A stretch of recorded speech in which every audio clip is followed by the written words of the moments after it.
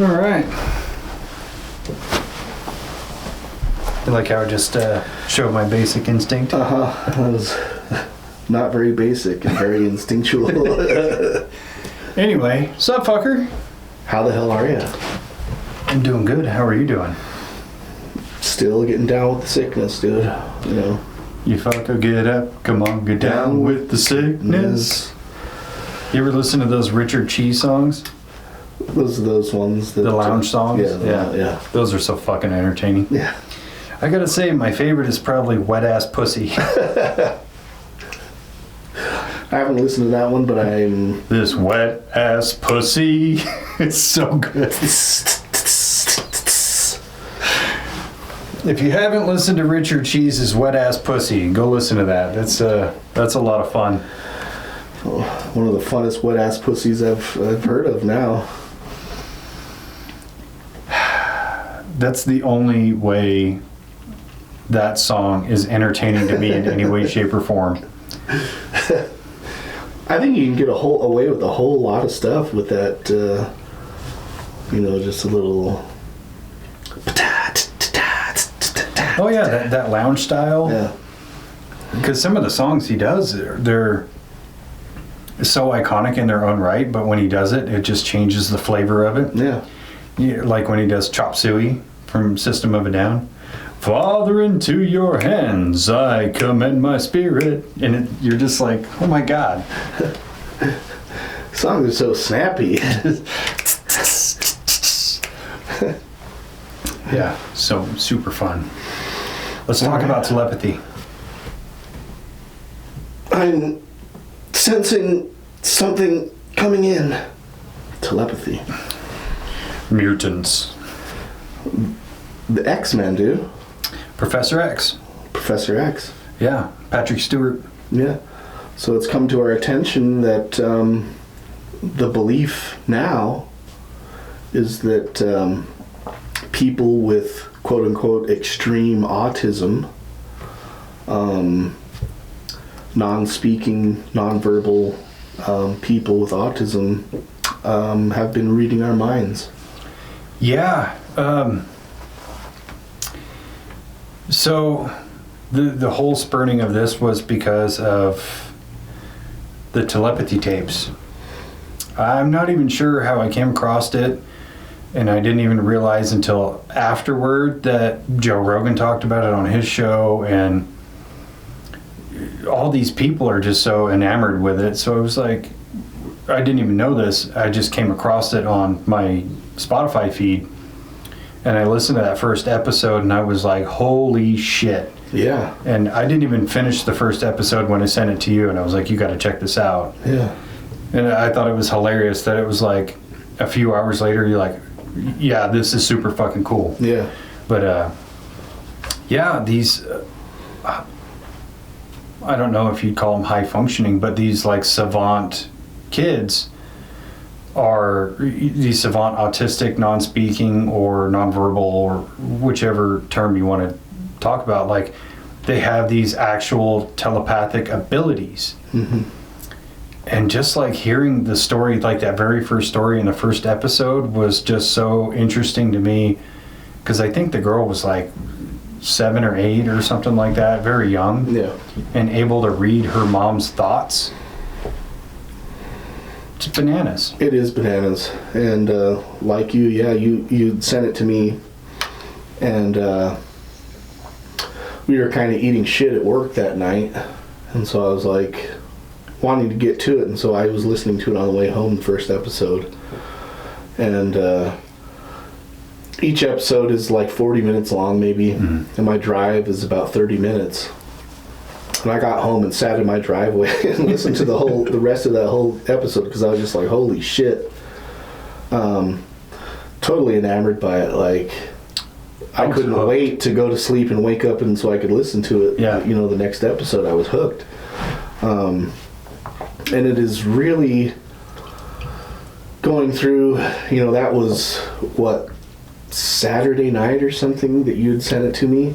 Yeah. And there's 9 episodes. Each one is like 9, like I said, 40 minutes or 10 episodes.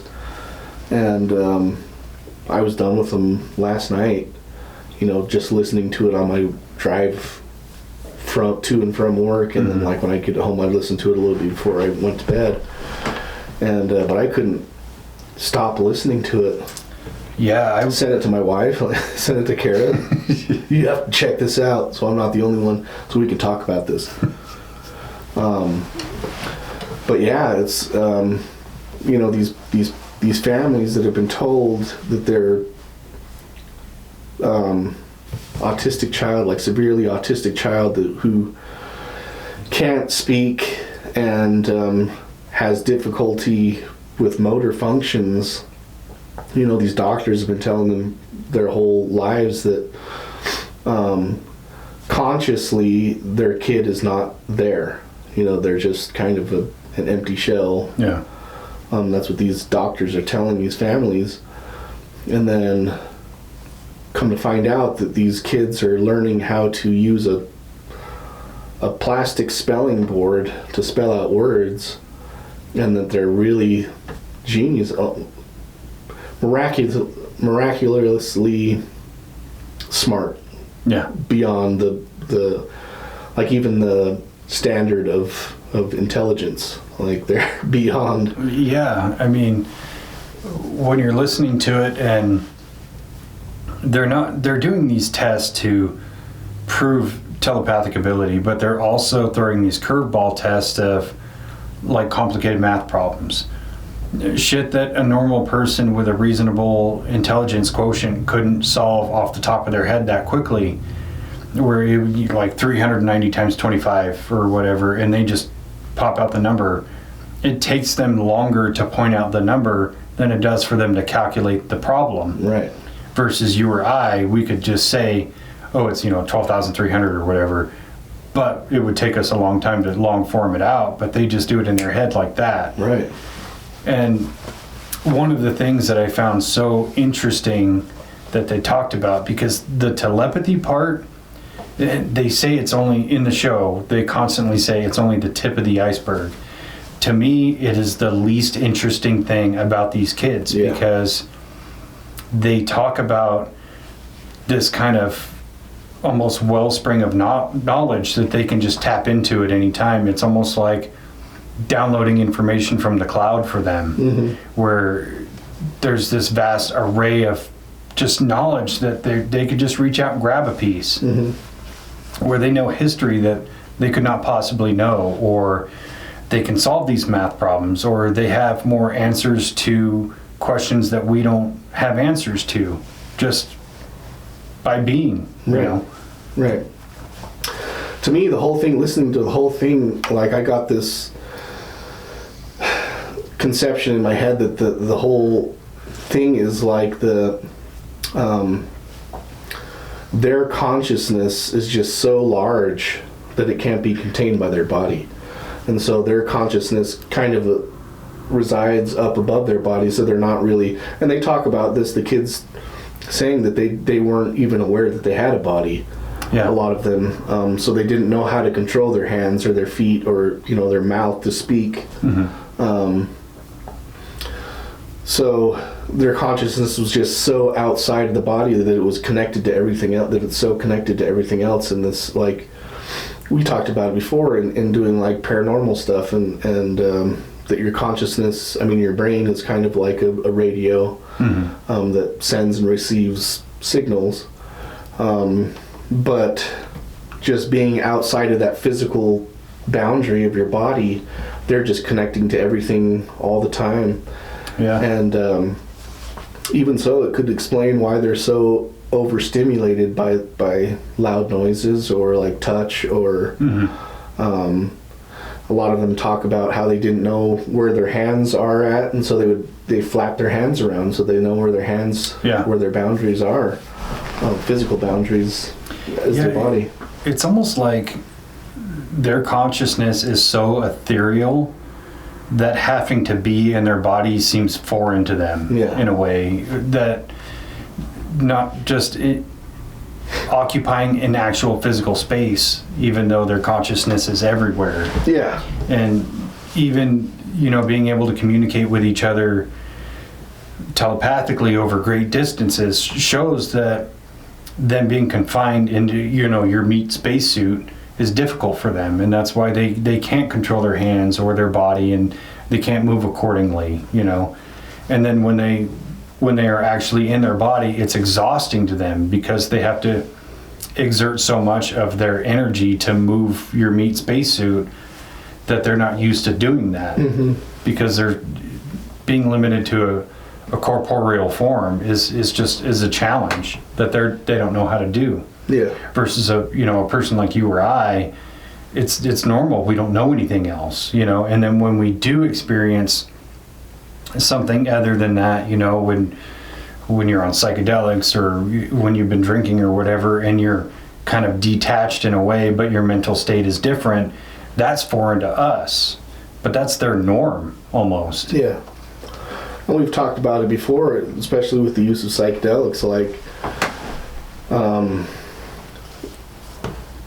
being that like those psychedelics drop those inhibitors, drop the, make the boundaries looser so that your consciousness can connect to, things that are around you. Mm-hmm. We don't know how to do it because we're not tapped in. Yeah. So could it be possible that these kids are just tapped in a way that like it's more normal than actually speaking?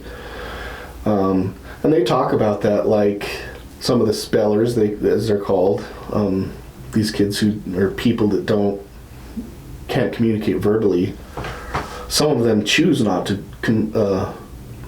use words. Mm-hmm. There's one guy specifically that was a speaker, learned how to talk, and then slowly just stopped talking because he thought it was hindering. So that, words are so limited. Yeah. That he can express himself the way that he wants to telepathically as opposed to words. And they describe it in the show and in some of the interviews that I've seen with the documentary lady who's putting the podcast out, where it's like, if I say the word Christmas, you know what I'm talking about, Christmas. Mm-hmm. But if I was able to send telepathically Christmas to you, you would get the smells, the flavors, the lights, the the love, the family.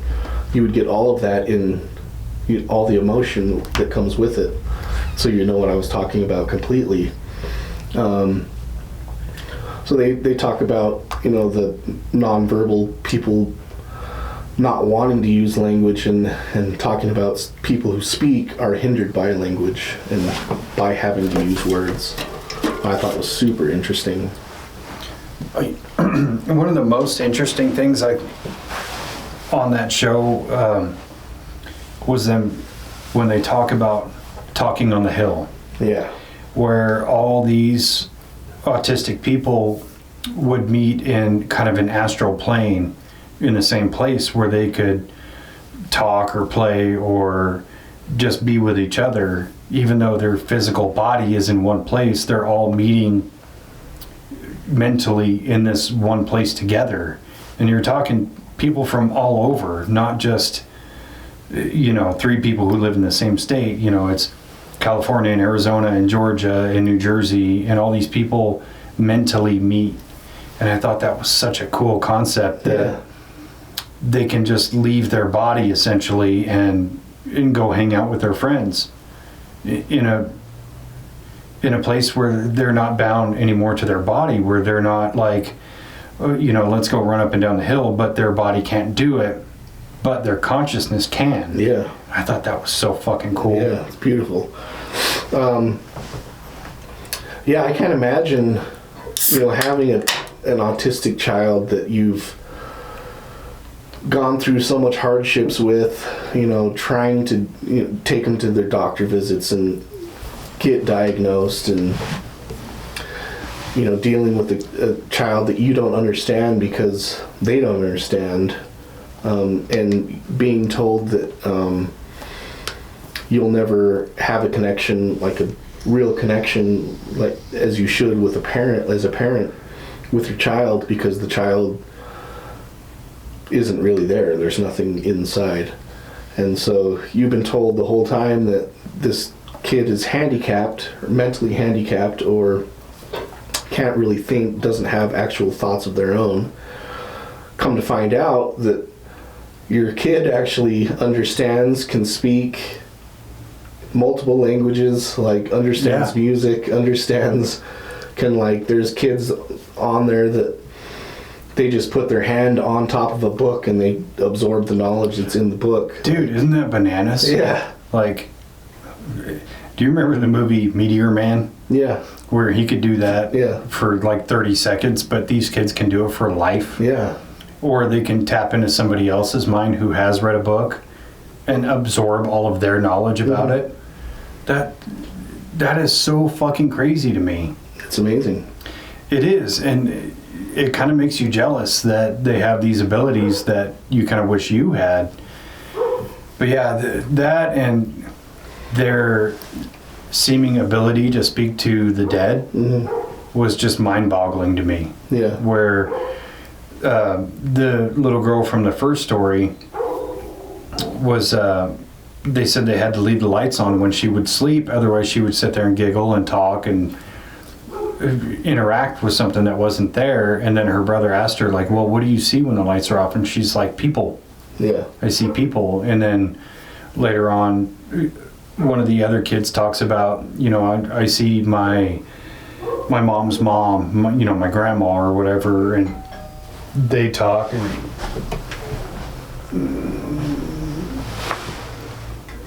what is that?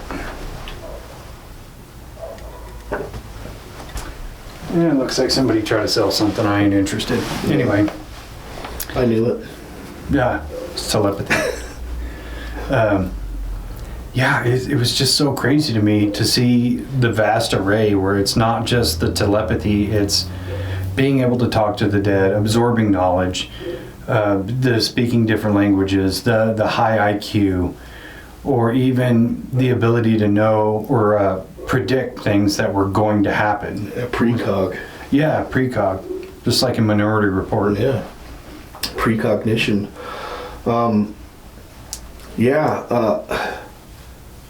Turns out these people, I don't want to say kids, but people are just on a different wavelength and can connect. But they also say that, most of these people with these abilities talk about how all humans actually have the capability, but we're just so stuck in this material world, the physical world, that we can't connect to it because we just haven't, we don't understand. And one of the kids says, you can tap into it, you just have to feel my heart, like you have to connect to my heart. And the people around you connect to their heart, and you can, but there are tribes in the Amazon that do this also. Yeah. They don't speak. Uncontacted tribes, well, I guess they have been contacted because there's a little bit known about them, but they call it the ancient language. That they don't use words, they just do it telepathically, and they do have a language that they use rarely, but most of the time they communicate through telepathy. Or I think we're all very capable of it, but we've been taught for so long and showed for so long that it's like we're almost taught it's not possible. Yeah. And we're only shown that it is possible through science fiction or superpowers or things like that. But I think we experience telepathy all the time. We're just not, I guess, as open to accepting that that's what it is. I mean, you have these moments where, somebody will randomly pop up in your head, and then a little bit later you get a text or a call from them or whatever. My question with that is, does one inform on the other? Is it that person was bound to text or call no matter what, but you're getting a precognition of it? Or is it you having a thought of them prompting them to reach out to you, which is kind of a weird mind boggle in and of itself. But we have those moments, or even a moment where you think of an old movie or something and you just replay a scene in your head, and then a couple days later or however long it takes, you'll see that movie pop up on TV, Yeah. Or if you kind of go, you're worried about somebody, and then you reach out to them and, you say like, hey, I had this weird feeling that maybe you're not okay, and come to find out they're not okay. I think these are all experiences of actual telepathy. It's just the most raw version of it where we can't control it. Yeah. It's just the biggest magnitude of wavelength actually comes to you, versus being able to tap into it and be like, I wonder what Spencer's thinking right now. Tits. I got it. You'd be right probably 99% of the time. Okay, so that's a mathematical probability then. Yeah. That's different. No, yeah, I think that a lot of people say that words have power, and speaking things into truth is a real thing. We've talked about manifestation, and but I think this is beyond that. Like, these people are. So like, there's one instance where in the tapes where they talk about, the lady's talking about she's watching a movie, and goes upstairs to tell her son about this movie he should watch because it's like super inspirational about this guy that has no legs and he's in the Olympics. And so he goes upstairs to tell her son to watch it, and he's like, oh yeah, I know about it. Yeah. Just because she was watching it, he's gaining all that knowledge, and he's connected to her.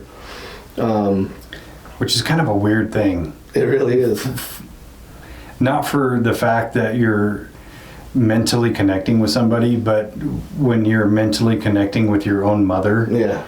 And then let's say your mom's like, oh, it's your dad's birthday, and now you have to mentally connect. Oh, no. Yeah. That's terrible. That is terrible. That's what Kara was saying. She's like, I would really hate it if my kids could read my mind. Totally like that. But later on in the tapes, they talk about how they would have to try to hide things from their kids, and so they would focus on something else to hide these other thoughts. Like, like one lady was talking about how she would have to, like, if she would get like treats or snacks, she would have to think of something else while she's putting them away. Yeah. So he can't tap into that. Like, he knows exactly where the snacks are hidden. You'd almost have to think about Dad's birthday while you're putting a Dorito away. Yeah. Oh, I don't want to know this. You're like, oh God, no. Not Dad's birthday again. They're tuning out while you're putting fucking Doritos in the pantry. So yeah, I mean, that would be, and they, some of the kids talk, or some of these non-speakers talk about that, like, how everything is so loud, and just wanting to be able to focus or have less noise. But you imagine that, like, you've got a bunch of people in the house and you're just hearing all their thoughts all the time. Yeah.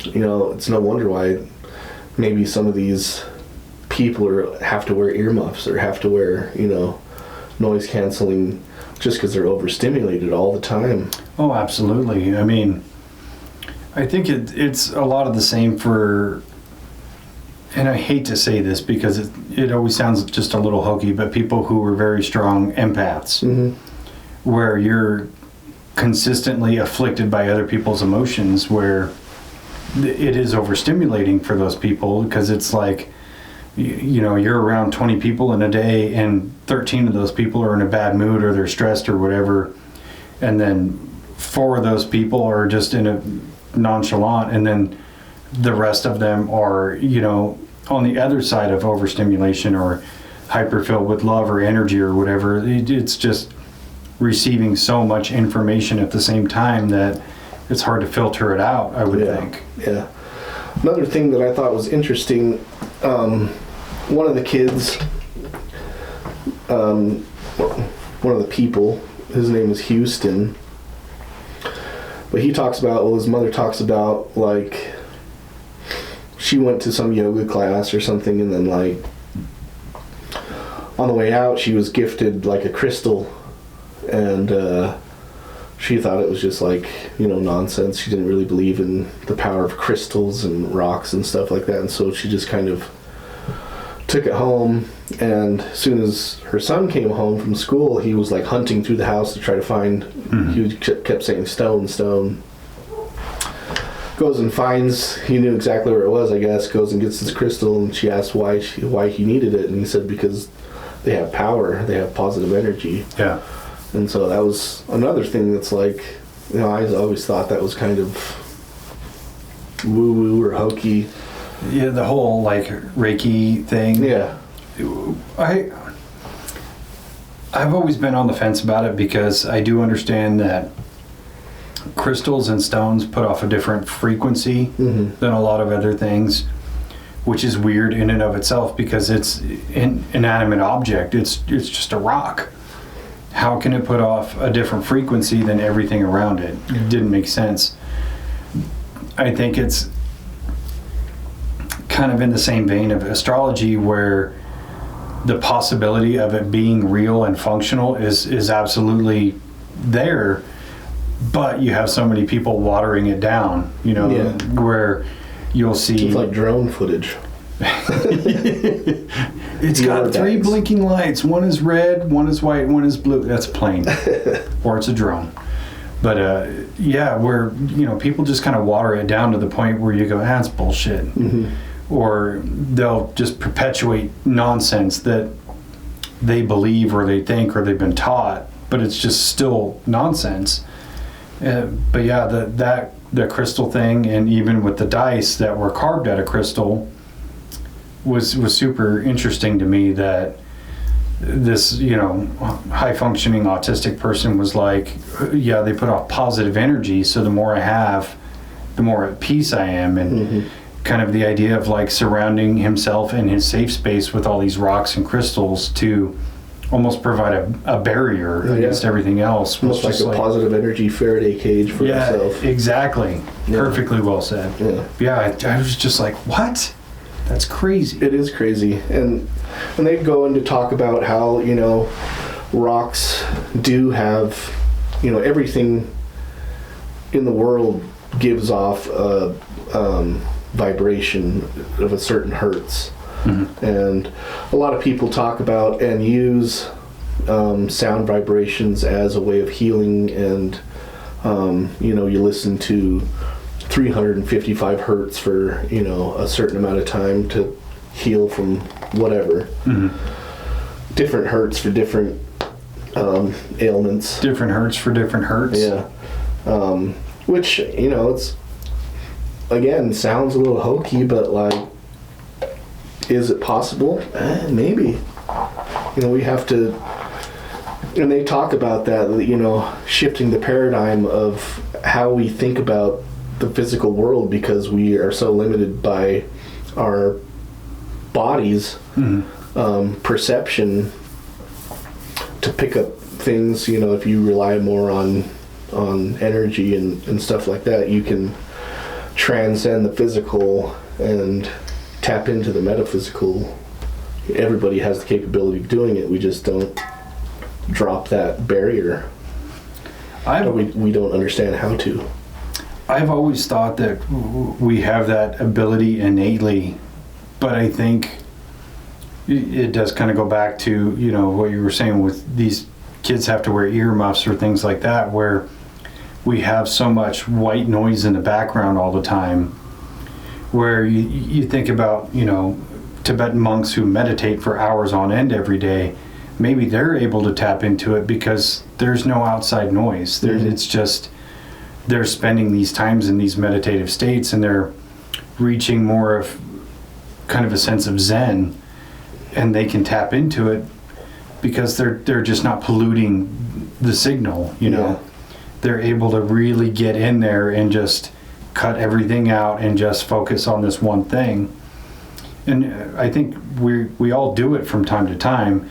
It's just more of us do it when we REM sleep than anything. Yeah. Because I do believe that there is a connection between dreams and reality. You know, you could, you know, dream of a person, and then the next day that person reaches out to you or whatever. It's just a weird paradigm that we just don't know how to control it. Right. And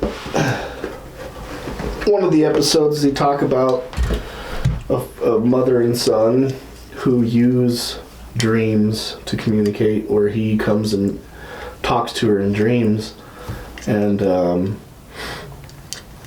so he can, like, in his dreams, he's totally functioning, can talk and all that, and so he just comes to his mother in his dreams and talks about how, you know, tells her all the things that he wants to tell her in real life, but he can't form the words. And so, like, he comes to her in the dream and tells her that, you know, he likes cheese, but it hurts his stomach, and he likes chocolate milk or whatever. All these things that she finds out, but it was like he had to come to her in a dream and wake her up in the dream so that she would have a lucid dream and be able to communicate with him. And so she doesn't communicate any other way with him except for telepathically and in dreams.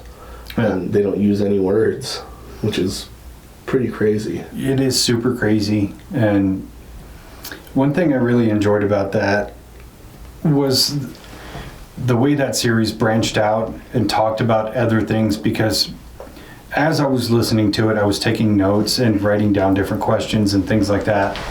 And it was hilarious because as I'm writing these notes and writing down different questions, they addressed the same questions that I had, of, like, pretty much all the stories about people interacting with aliens where they communicate telepathically, and they even talked about that in the show.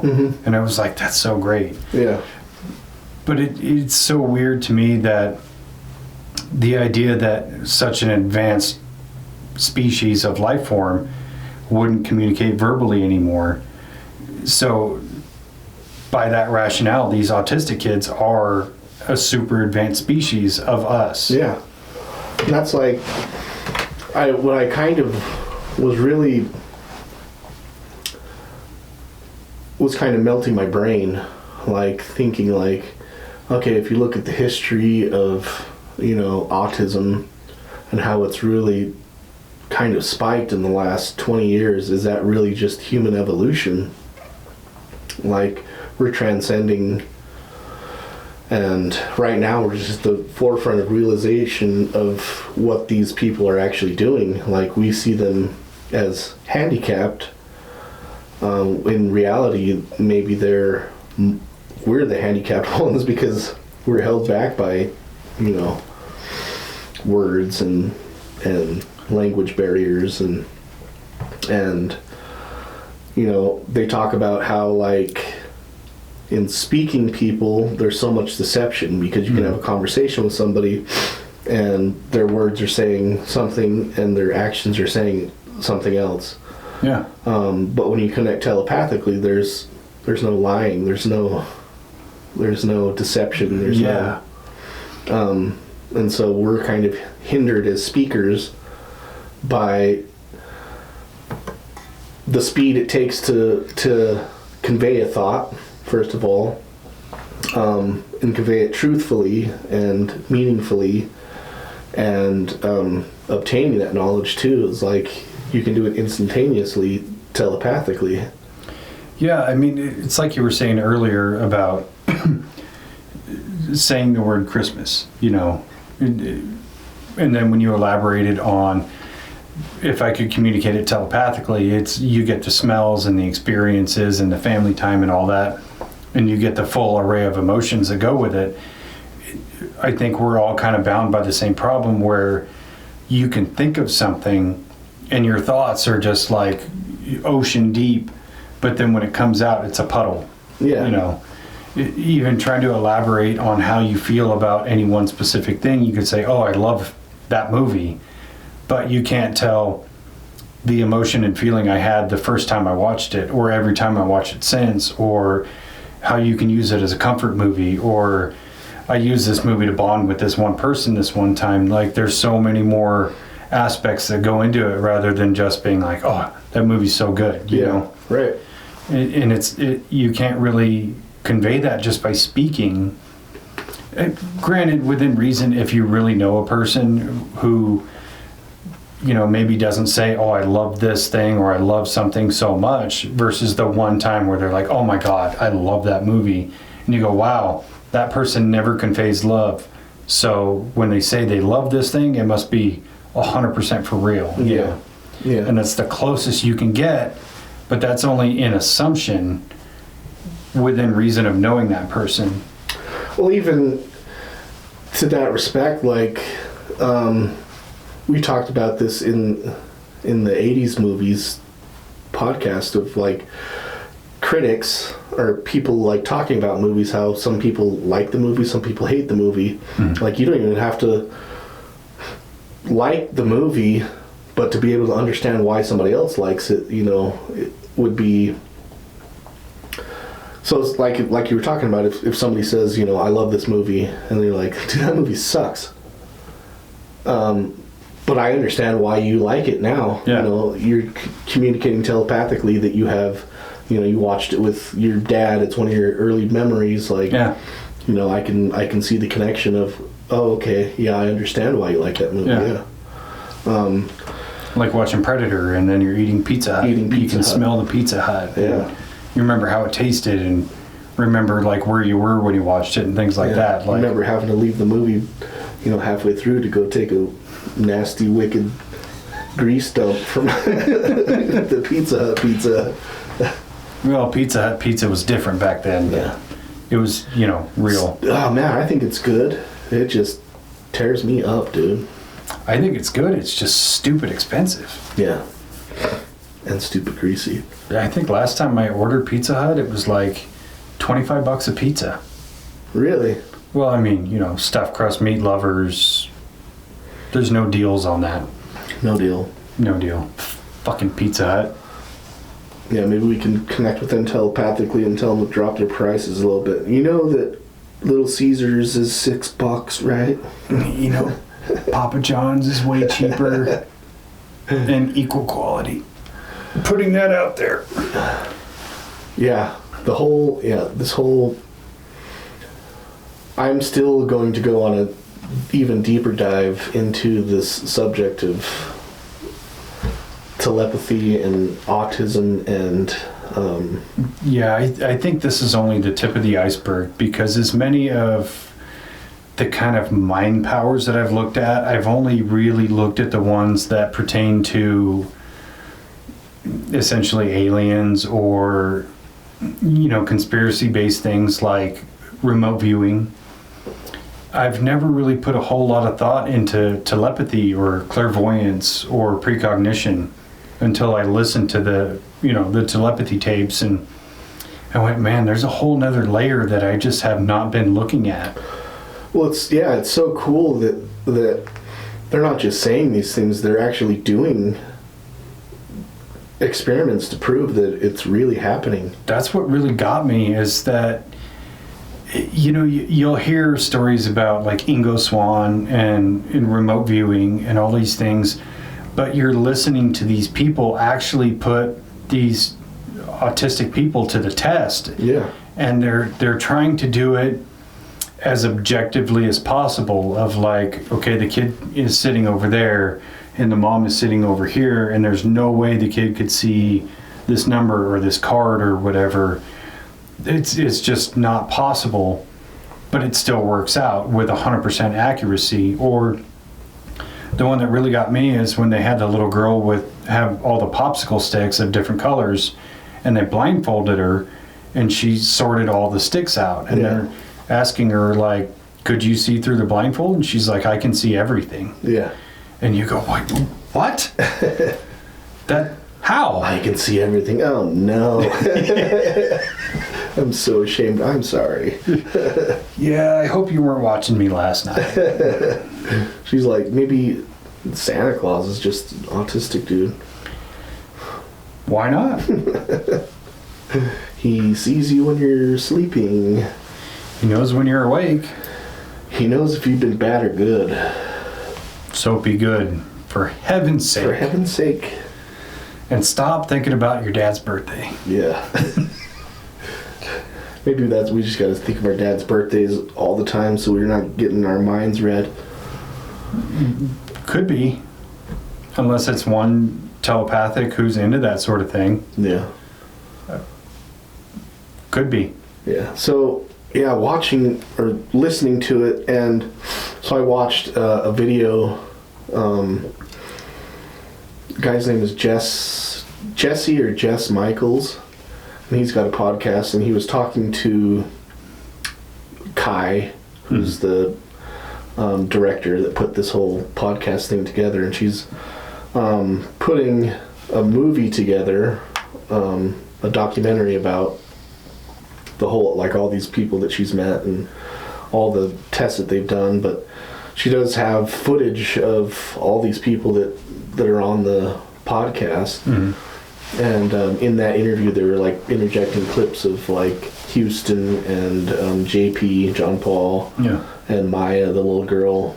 I did watch a clip of it. It was like a trailer for the movie where you actually get to see the people they're talking about. And a lot of them just look unassuming. They just look like normal people, and I don't know, maybe I was expecting something different, but yeah, I watched a clip of it, and I was watching some of the testing that they were doing with them, and when you see it, you're like, there's no way they're faking it. Yeah, and so the way they do it is, like I said, most of them use some of them use an iPad to type out what they want to say, but they try to keep it as conclusive as possible, so that you can't say that that message is being sent through the iPad. They didn't actually type it. That's not what they were thinking. So they use a little board that has basically an alphabet. I mean, they could use a Ouija board pretty much. So they would ask a question, and the speller would spell out what they were thinking or what the response was, and the accuracy was like 100% all the time. Which in a lot of studies that they've done previously with neuronormal people, people that have what we consider normal functioning brains, dummies, you and I type people, testing their telepathic capabilities, it's like 20% is super high. To get, like, if you hold up a card and I can just see the back of it and you're looking at a picture on the card, I can name what it is. Like, I'll be right probably 20% of the time. Super high functioning people, 35% of the time they're right, which is, 3 times out of 10, maybe 4. You just reminded me of the scene from Ghostbusters. Yeah. Where he had the woman and the dude locked into the... He kept shocking the guy. Yeah. Then he holds up the card, and you could see from the perspective of Venkman, and the guy's like a couple of wavy lines, and then he zaps him anyway. Yeah. But yeah, I mean, but these people are doing it 100% with 100% accuracy. Naming 4, 5, 6-digit numbers that are being generated on an iPad, like just a random number. Yeah. And they come up, and then before it even comes up, they don't even have time to actually read the number. They're already like spelling it out, like what number it is. Pretty crazy. Have you ever done this where you have a deck of cards and you'll draw one and then have somebody try to guess what it is? Yeah. So I've done this a lot, and the amount of accuracy is extremely low. Yeah. And it's most of the time I find that people guess really close, but not quite. But when they are right, they don't have like the number in the suit correct, but they'll have like maybe the number and the color, or just the number, or just the color, which probability you have a 25% chance of getting the color right. Yeah. And then, out of, what is it, 30, 50, 52? 13 different Numbers. potential numbers that you could get. You know, you have a 1 in 13 chance of getting that right. But yeah, or sorry, it's a 50-50 on the color. It's a 25% chance on the suit, and then a 1 in 13 out of the number. But you'll find that people get really close just randomly. Well, I used to play a drinking game, high or low. Oh, yeah. Get super fucked up off of that because you're wrong at least 50% of the time. And then you get really hammered, and then you're suddenly right all the time. Yeah. Maybe your inhibitions are gone. It's your state of consciousness has changed. You're not thinking about all the other stuff that goes with everything else. Yeah, your wavelength is super connected to those cards because I don't want to fucking puke, dude. That's low. It's true. Because you're like, I have to get this right. I can't do another shot. Yeah. We've already killed 4 bottles. I can't do it. My liver is hating. Yeah, it was so crazy just listening to it. And I think the worst part that I had with that was the amount of support that science doesn't give on that, where you have a lot of researchers and scientists and doctors, therapists and such aren't supporting, you know, the letter boards, or they're not supporting the typing or whatever, because they'll say, you know, somebody shouldn't be physically touching them because you can maladjust what they're saying based on what information you're giving them. Yeah. But then you hear some of them talk about they just need to feel in a positive space in terms of, I need to know where my hand is, so somebody holds your arm or your hand. They're not over here like Morse code tapping on your wrist of what to type. It's just showing you that your physical body is here, and that's how you can control it within this designated space. Yeah. Because I'm here supporting you. Yeah. And they talk about that. That's how they teach the kids how to use the spelling boards, because like we've mentioned before, a lot of the kids up to a certain point aren't even aware that they have a body. They're not aware of their physical body, so they don't know how to control, you know, to point to something. Gross motor skills aren't developed. No. You know, fine motor skills like talking is almost absurd to them because they just don't have that mental puppetry of controlling a meat suit that we as neurotypical people think about and do on a daily basis. They just don't connect with that. So having somebody there to teach them, touch their arm, to be like, okay, my arm is right here, so I know how to point straight to that. I'm looking at the letter or the number, so I can point to it, you know. Eventually most of the spellers get to the point where they don't need that physical touch anymore. Yeah. A lot of times it starts with a hand on the wrist, moves to the shoulder, maybe touching the head. One lady was saying how she would just hold one strand of hair on the person's head so that they kind of knew, okay, I'm here in this body. Let me control these arms to go over here and point to this letterboard to spell out what I'm thinking. And a lot of them say that it's so exhausting to do it because of how much effort they have to exert to actually be able to point or type or, you know, however it is that they communicate. Because again, they're just not used to the corporeal form. Mm-hmm. They're used to the telepathy, and they're used to being a little bit more ethereal. You know, traveling outside of the meat suit which is so fucking cool. Yeah. Especially they're talking about like communicating with people that they know that are across states, across the country. They're meeting at this ethereal plane, the hill, and meeting people and having friends and and being able to be completely boundless too. Right. You know, where if they want to run up a hill, they can run up a hill. It's not like their body is fighting them. You know, I imagine. For them, it's similar to if you're used to driving an automatic car and then you're forced to drive a manual. It's going to be very herky-jerky because you don't know what you're doing. Yeah. That's just like my mind's interpretation of it. Where okay, maybe no, shit, you know. Well, yeah, you even look at like toddlers as opposed to, adults who have been puppeting this body for 20, 30 years. They're kind of, they can, I won't say mastered it, but like more comfortable with using their arms and limbs. And you look at a baby who's stumbling around trying to figure it out still. Fuck, I just thought they were drunk this whole time. Fuck. What are you putting in those bottles, dude? Some of that shit.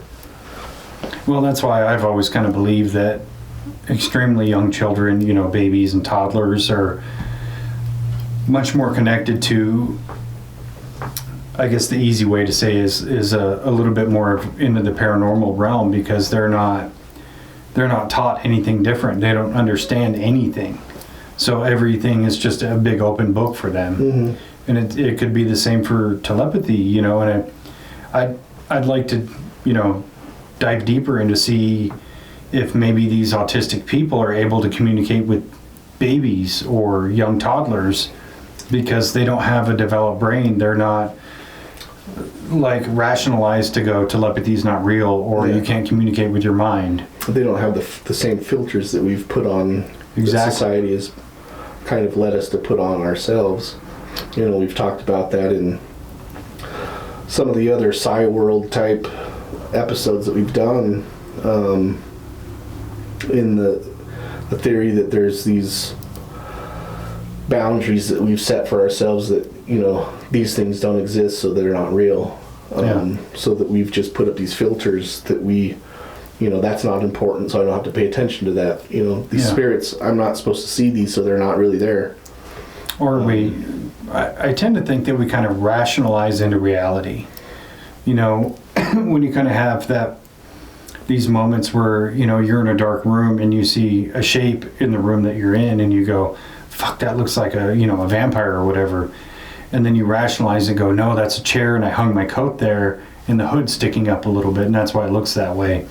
What if it really was what you thought it was, but you were able to, in a way, manipulate reality into being this filtered version of what you think it should be? Yeah.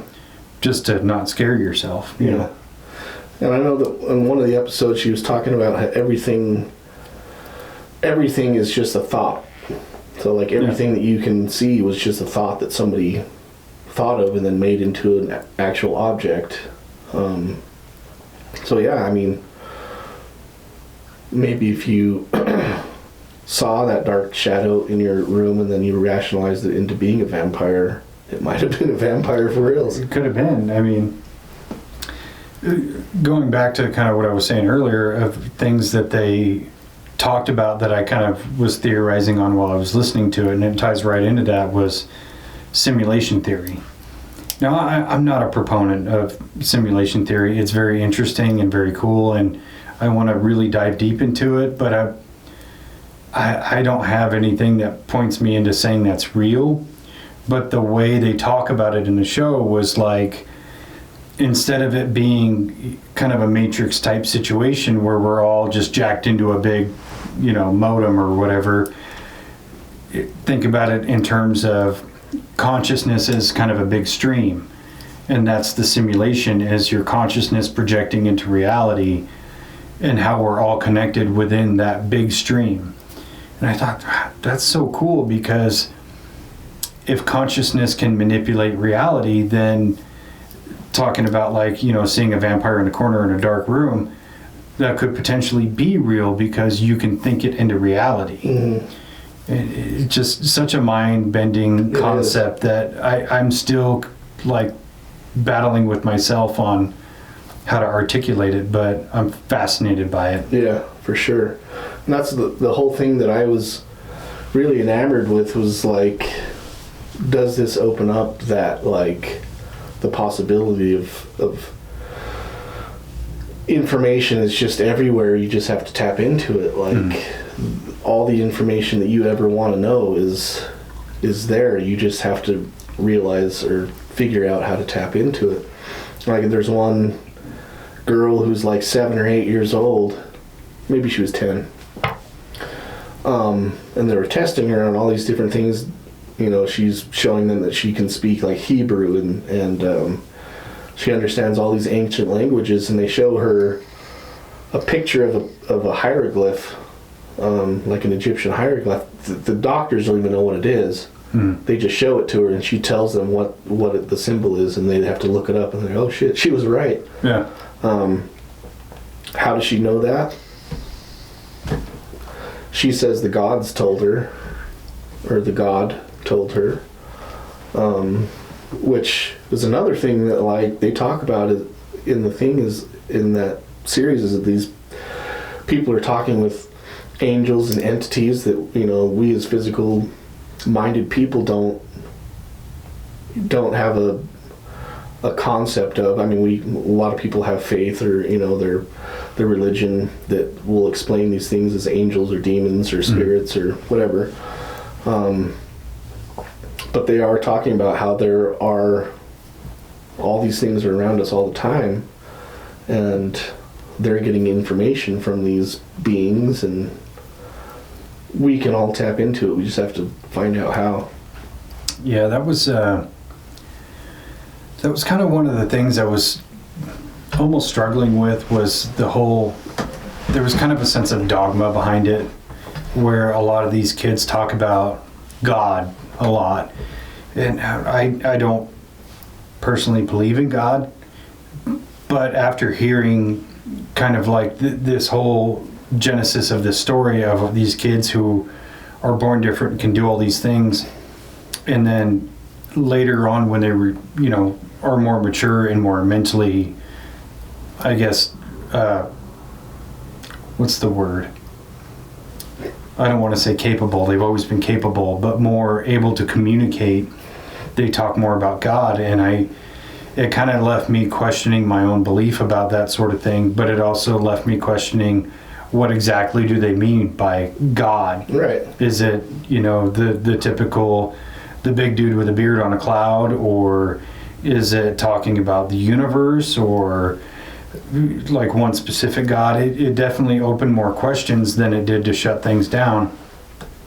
But it also didn't really matter in certain moments, like when they talk about going to JP's funeral and all the different autistic people that are there. Like, you should have seen how many angels were there. Yeah. And I thought that was such a beautiful and profound moment, that all of these people could see the same angels all in the same place. And it really just kind of makes you go like, you know, what really is out there? What is it that they're actually seeing? Is it, you know, the classic kind of Christian version of an angel, or is it a being of pure energy? Like, what are they seeing? And I'm so just enamored with the idea of knowing that answer. Yeah. For me too, it was the realization of that they're having to use words for us dummies to understand what they're trying to communicate. So using a word like God is something that we'll understand, but to them it's just a word that they know that we can understand. So, you know, solid fucking point. I don't think that it has to be defined as one thing or another. Like, they asked, one of the kids would reference God and gods at the same time, and so they said, okay, well, what do you mean by God or gods? Is it one God or multiple gods, or one God with multiple names? And they said multiple names, just because there's so many different terms for that people understand that refer to God. Yeah. So for me, it was more of them just using vernacular that we would understand, and not having to define it with, you know, semantics. That's really profound logic, and I didn't think about it in that aspect. Wow, that really kind of puts it in a whole different perspective for me. I really just thought about it as I really need to reassess my own perspective on God, or on the idea of an omnipotent being, or just a higher level being than what we are. It was just another thing that opened up my mind to, I don't have all the answers, and I need to actually look deeper within myself to understand it. And I was actually really grateful for that, because it was so interesting to me that I could look at these people who have all these gifts and go, that's amazing. I wish I could do those sorts of things. And then they have a much more profound sense of what's really important when they talk about, in the end, all there is love.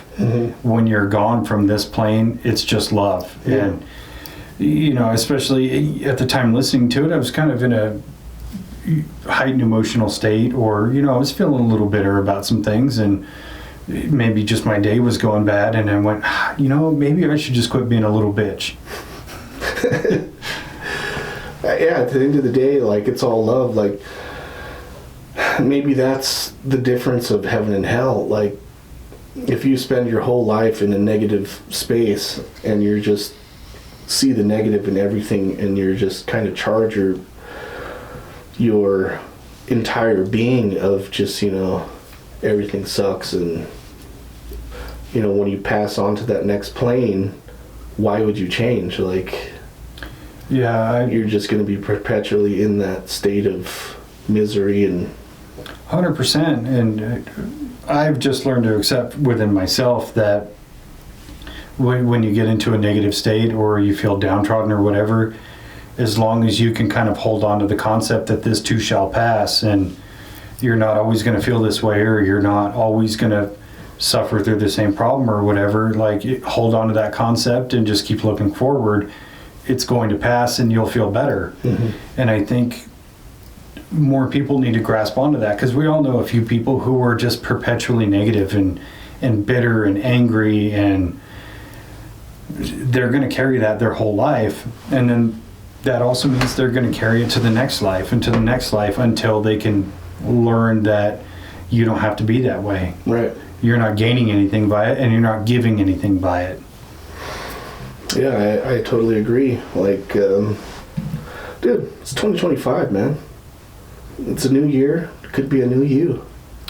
I think every year should be a new you. Yeah. Smile. Smile. Look at the birds. That's it. It's funny you mention that. I know this is totally off topic, but do you ever see those stupid fucking people on, like, TikTok and Instagram or whatever, that they're all into astrology and fortune telling and all that stuff? And I came across one the other day, and I was like, I scrolled and I had to set my phone down and do something, but I was still listening to it. And it was this lady talking about, I'm not sure if I'm pronouncing it right, Hecate or Hecate or whatever, this goddess. And it was talking about when she reaches out to you, she's going to reach out through birds. And you're going to see all these different birds, and they all have different meanings, and you need to pay attention, and blah, blah, blah. And I was like, okay, you know, you always kind of put that stuff in the back of your mind going, it's hoo-hoo, you know? And so since then, I've seen nothing but fucking birds. I've seen ravens everywhere. In fact, after I dropped off the kid at school and I came back and I got a shower, and before you got here, I ran to the store, and when I came back, there's like 20 pigeons in the driveway, and I had to pull in slow so they would fuck off. And then I realized there's like a flamingo statue in the front yard now that my mom put out there, and some other shit. And one of them that they talked about in that video was like, you're going to see a hawk. And it was just last week, I was driving down the road and I saw a hawk perched up on the fence. And I was like, it's too fucking weird. Yeah. You know, it just adds up too much. And I'm not trying to read the tea leaves or, you know, say something is abound or whatever. It's just one of those weird coincidences in life that may not be a coincidence, but it might be. Is it because I watched that video that now I'm more observant of birds? Or were the birds actually going to be there, and that was a precipitation to pay more attention, you know? That's interesting, because just the other day I walked out of my house, and I didn't even listen to the birds thing, but I saw a hawk swoop down and get a pigeon, and was trying to eat this pigeon right in my front yard as I walked outside. Wow. Yeah. Interesting. Yeah. This is just like a week ago. Yeah, it was just like a week ago I listened to that TikTok thing and I've nonstop seen birds. Maybe we're just on the same loop of the simulation, just in Maybe different... we're telepathically linked. Maybe. What am I thinking about? Tits. God, legit. Yeah. Well, now that we got that out of the way, we got to see if manifestation is real. Watch this.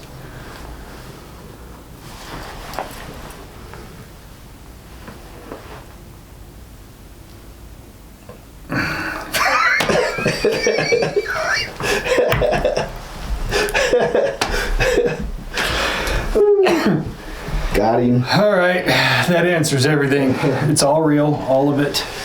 Yep. Turn the Matrix off. Let's play a new game. Maybe a zombie game this time. Ooh. As terrifying as zombies would be, oh man, Until You Die would be super fun, dude. For that 5 minutes, it would be great. Yeah. So, yeah, one of the other things that I found extremely interesting, because obviously these kids have these great powers and these abilities, and I was like, I want that, you know. But then you come to find out other people have also gained these same abilities or similar to. And in one of the episodes they talk about, and I can't think of her name off the top of my head, but she was in the military and there was an explosion and it messed her up real bad. She had a piece of debris lodged in her brain. They had to take that out. She lost her voice. But since then, she's been able to communicate with people who have passed on. And she talked about her great uncle was a very renowned detective, and her great uncle would communicate with her in her mind, and anytime somebody was about to die, he would open up his pocket watch and that person would have 24 hours to live. Did you remember that? Mm-mm. Oh yeah, it was one of the towards the end episodes. But one of the stories was I think she was at the airport, and she remembered seeing this guy in a leather jacket, and he had an afro and stuff, and the guy was kind of nudging her like, hey, do me a favor, go up to that guy over there and take him a 7-Up and say, make 7-Up yours. And she was like, is this guy even like real? Is he even here? Am I imagining this? And so she's like, okay. So she goes and buys a 7-Up, takes it to the guy, gives it to him, and she says, hey, so this man over here in a leather jacket wanted me to give you this and say, make 7-Up yours. And the guy she gave it to just immediately broke down and started crying. And so she's like, oh, you know, I wasn't trying to hurt your feelings or whatever. And he explained, like, that was my best friend that died several years ago. And that was a joke we would tell each other. We'd give each other a 7-Up and say, make 7-Up yours. Mm. And what was really profound about it was, he's like, I've been really depressed and I've been thinking about my friend, and literally today after work I was going to go home and end my life. Wow. And that saved me. And I was just like, holy shit, blown away by this. But the gift had developed so much that she ended up being able to contact her passed away great uncle, who again was this great police detective, and that he would help kind of ferry people over, but would also give her details on how to find these people to give like some sense of closure. So when JP John Paul had passed away, she remembered seeing her uncle with him, and he had his watch out, but it wasn't open. And this went on for about a week, and then she died, or he died, but she was in contact with Kai, the creator of this whole series, and she was trying to call Kai, and then Kai finally called her back later and was like, oh, I'm sorry, my friend's child just died. And she's like, was he a big guy, like a very large man, you know, 6 foot plus? And she's like, how did you know that? And she's like, I saw him, I talked to him, you know. And she's telling her, I can see him now, you know, he's in heaven, and now he's 10 feet tall, and now he's kind of like the leader of the special kids who go to heaven, and he's in, you know, he leads them on the way and he helps them, and they're all like clamoring for his high fives, and Kaya's like, that's amazing, because I never even told you about him. And this whole like weird connection just played out on its own, and it's so cool. Yeah, I do actually, yeah. So I caught the tail end of that story because I was taking a shower. But yeah,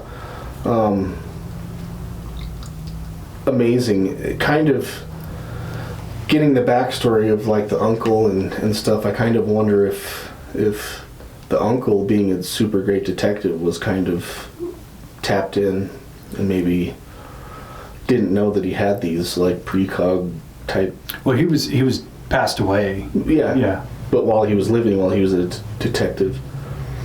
I almost kind of wonder, you know, if JP took on this mentorship role in heaven for all these autistic kids who passed away, if maybe the uncle, who was this great detective, whose goal was truth and justice and helping families get closure, maybe that's the role that he took on when he went to heaven, was the same that he had in life, because he made that his life's goal, to, you know, help shepherd people into, you know, solving crimes and things like that. Like, so maybe when we go to heaven, we're just going to do podcasts. Probably. Either way, the whole detective with the pocket watch and precog abilities is another screenplay that we need to write, I guess. I think so. Print it. Put it out there. It's on the page. I don't know why the networks aren't just clamoring for the idea, guys. I think we need to get past like 10 downloads per episode. Yeah. For, you know, people to listen. Let's make it 11 and we're on our way. Yeah, maybe let's break triple digits. Numbers. Just numbers, that's all it is. I'm not a numbers guy, I'm an idea guy. Yeah. I'm not a numbers guy, I'm a drone on guy. I'll just keep talking. It's a Genesis thing. So I create a Genesis and you make it into an idea. Okay. So I'm Inception, but you're the idea. Now we just need like a salesperson, a pitch guy. We do need a pitch guy. A pitch man. Maybe we ought to actually write these things out first. Well, that's how good we are at it. It's just like idea. Yeah, it's on the money. You know, I can't take time out of making ideas to finalize them. Yeah, you have a team full of mediocre writers. Yeah. If we just give them ideas, they can form it into something. You know, I'm stuck here. Do this. I got an idea for that. Yeah. Just like the E.T. thing. Boom. Boom. E.T. 2. Or the 3D printed Predator. We're on it. Yeah, so my biggest thing is, how do we tap in? Psychedelics. Psychedelics. How does Joe Rogan say it? You're 2 hits away from a totally different world. I think it's a way to tap in. I mean, you talk to anybody that's done,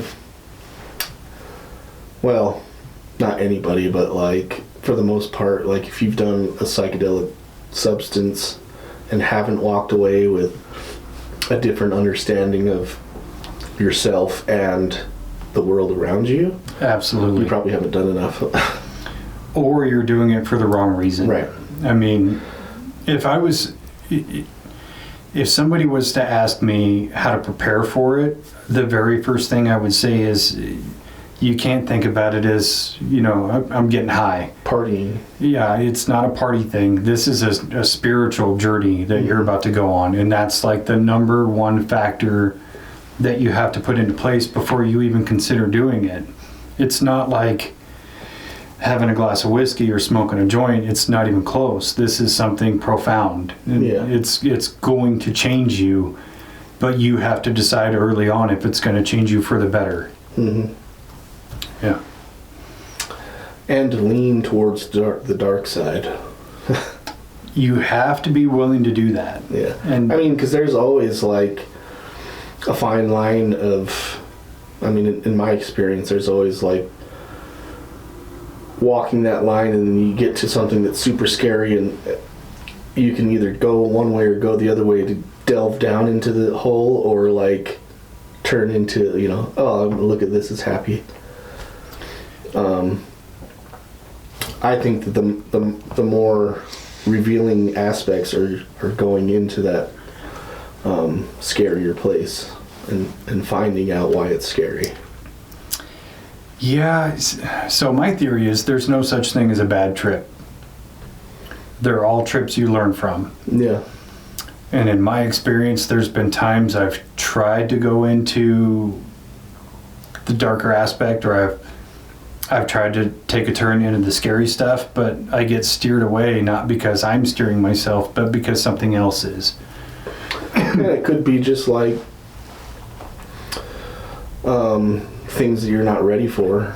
That's 100% what I think it is if you believe that there is a spirit within psychedelics, which a lot of people believe, it's pointing you in the direction you need to go, not where you want to go. And I recall one specific time trying to kind of delve into the darker aspect of it, and that spirit guiding me saying, you're not ready for this yet. It's not your time to understand this yet. And I was like, okay, yeah, show me where to go. Yeah. Oh, it's that way. All right, cool. I mean, that's a whole nother topic. But I do think, you know, like we talked about with Dr. Travis Taylor saying, you know, your higher level brain function shut off under psychedelics, and that's why you're able to delve into something else, because you're not thinking about all the kind of tertiary things, you know. You're not looking at the clock or hearing this outside noise or thinking about this or what you're going to make for dinner. It's all that is gone. Mm-hmm. And I think being able to eliminate all that white noise in your mind and just be able to be within the moment, you could probably tap in. Yeah, I'm surprised I'm not like tapped in already, because I only have thoughts as they come. I haven't even thought, oh shit, I do have to make dinner tonight. And just when you said that, I was like, oh yeah. I don't know, dude. My mind goes like a million miles an hour. Like I could hear a car alarm going off, and I looked at the timer on that, and I was like looking to make sure those are still recording and listening to what you're saying and still thinking about my next thought, and then another thought that comes in behind that, and it's just like everything is a lot of noise, and I just got really good at compartmentalizing it. Yeah, that's some high level brain I was just like watching your lips move as you were talking. I am that dumb, dude. Oh, I think it's the opposite. I think it's just more focus. It's something that I've like had to work on, because I would get lost when people are talking, like especially like having a conversation with somebody, and I would find myself just like thinking about something else, and then like it comes my turn to talk back to them, and I'm just like, what? Oh shit, yeah, we're talking, aren't we? My name is Jeff. Yeah, I still have that problem, but I have that problem when whoever's talking is fucking boring. Yeah. Tell me about something other than your car.